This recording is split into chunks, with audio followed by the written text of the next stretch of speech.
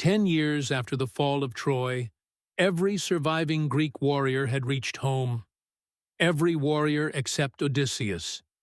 He was alive, but trapped on a distant island. The goddess Calypso kept him in her cave and wanted him for her husband. Odysseus wanted only to see Ithaca again. Far away, the sea god Poseidon still hated him for blinding the Cyclops Polyphemus. Poseidon would not kill Odysseus, but he would not allow his voyage home to end. While Poseidon was away among the Ethiopians, the other gods gathered in the hall of Zeus. Zeus spoke first. He remembered Aegisthus, who had murdered Agamemnon after the Trojan War and stolen his kingdom and wife.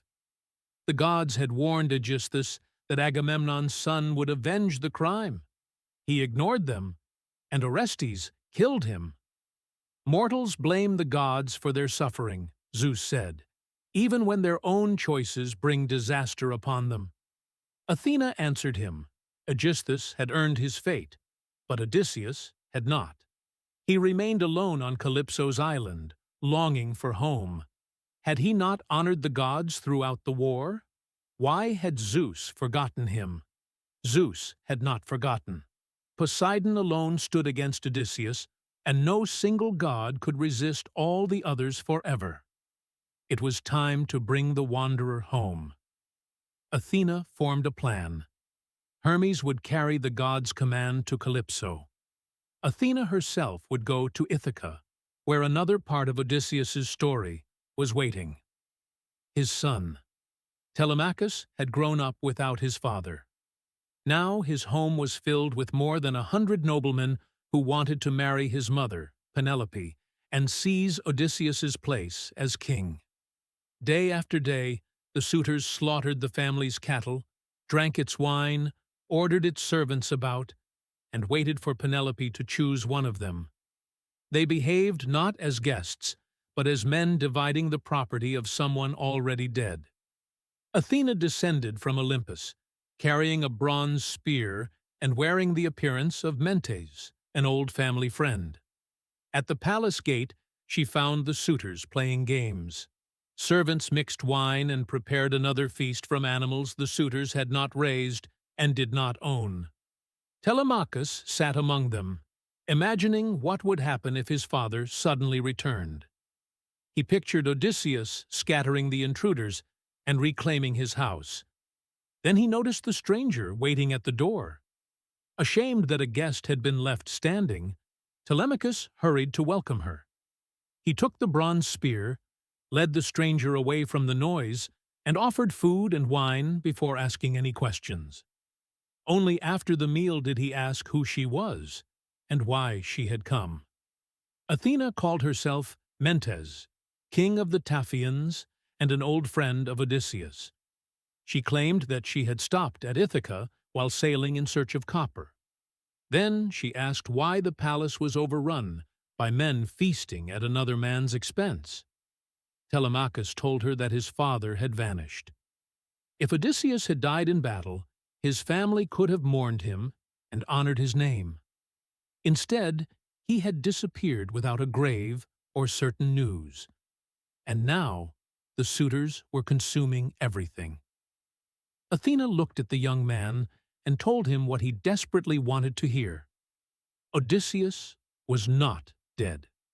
He was being held somewhere across the sea, and he would find a way home. But Telemachus could not remain a child waiting for rescue. Athena told him to summon the people of Ithaca and publicly order the suitors out of his house. Penelope, if she truly wished to marry again, should return to her father's home and let her family arrange it properly. Then Telemachus must prepare a ship with 20 men. He should sail first to Pylos and question old Nestor, then continue to Sparta and speak with Menelaus, the last great commander to return from Troy. If Telemachus learned that Odysseus lived, he should endure 1 more year. If he learned that his father was dead, he should return, honor him with funeral rites, and allow Penelope to marry. Then he must decide what to do about the suitors. Athena reminded him of Orestes, who had won glory by avenging Agamemnon. Telemachus was no longer young enough to hide behind boyhood. It was time to act. When the stranger rose to leave, Telemachus offered a gift. Athena refused for the moment, promising to accept it on another visit.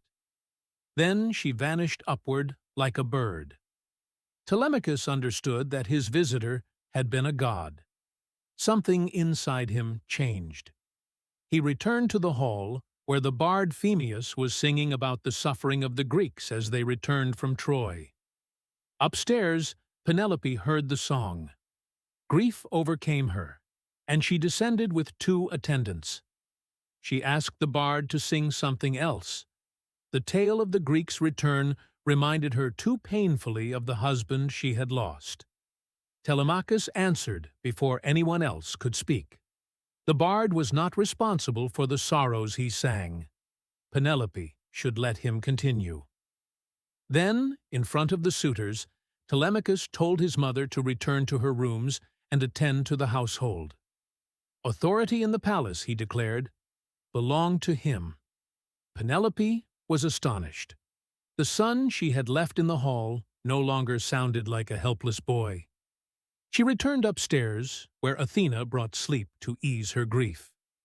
Below, the suitors laughed, shouted, and wished aloud that Penelope would choose each of them. Telemachus stood and faced them. "Enjoy this feast tonight," he said. "Tomorrow I will call an assembly. There I will order all of you to leave my house.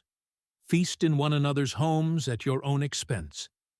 If you continue consuming what belongs to me, I will call upon Zeus, and you will die here without vengeance." The hall fell silent. The suitors bit their lips in surprise. Antinous mocked Telemachus and hoped Zeus would never make him king of Ithaca. Eurymachus spoke more smoothly, but pressed him for information about the mysterious visitor. Telemachus told them the stranger had been Mentas, an old friend of his father. But in his heart, he knew better. The suitors returned to their music and dancing. When darkness came, they left for their own homes. Telemachus climbed to his room. His old nurse Eurycleia carried torches before him, folded his clothing, and closed the door.